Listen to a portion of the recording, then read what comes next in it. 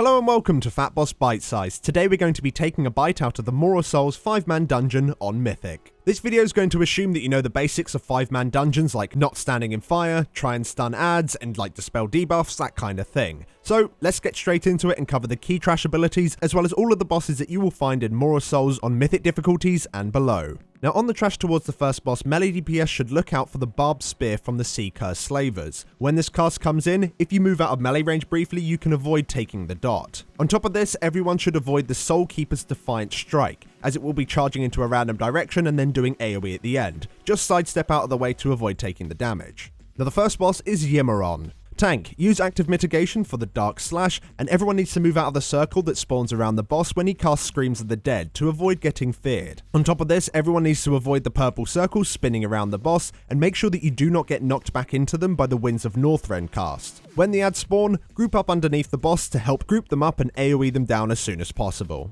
Once you killed Moron, use the horn to get onto the boat. The trash on the boat is very tightly packed together, so don't accidentally pull too much. When fighting the Swift Blades, make sure to sidestep their ghostly cleave, and make sure to pull the Night Watch Mariner by himself, as he deals a large amount of unavoidable AoE damage to the group. When fighting the Grimewalker Giant, move him each time he spawns a goo patch, and make sure that you aren't hit by the Bile Breath. When fighting the two Helajar champions before the Spiral Staircase going up to the second boss, make sure to interrupt their bone-chilling scream, as it will fear the entire group. Now the next boss is Harboron. For this boss, you want everyone, including your ranged DPS and your healers, to be stacked in melee whenever possible, and to move around as a single group when the patches of goo spawn on the ground. This is to help you when the fragments spawn from a player. You want to stun these adds right away and kill them off while they're clumped up. You also want to switch to the Shackled Servitor as soon as it spawns, and make sure to interrupt it as much as possible. Also, you want everyone to sidestep the Cosmic Scythe casts. Now after killing Harboron, when doing the next set of trash, you only need to clear one side of the ship. When fighting the Helajar champions, make sure to continue to interrupt their bone-chilling scream because it's even worse when you're going to be feared into loads more trash,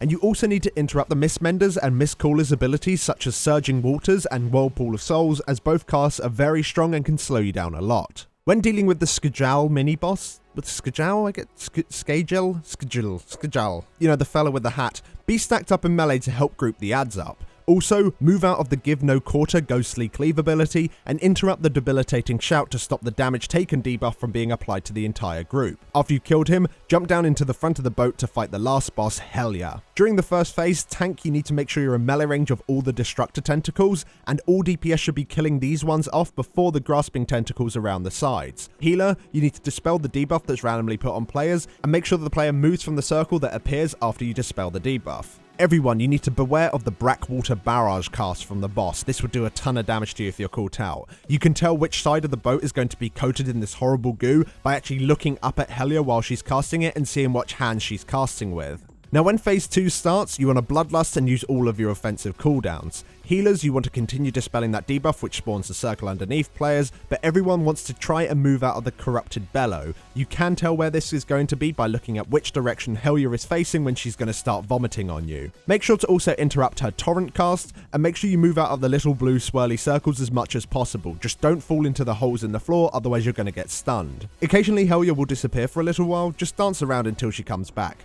And that's it. Enjoy your loot. Thank you so much for watching, guys. If this video did help you out, support us by throwing a like on it, or you can support us further by jumping over to our Patreon. Thanks for watching, and we'll see you next time.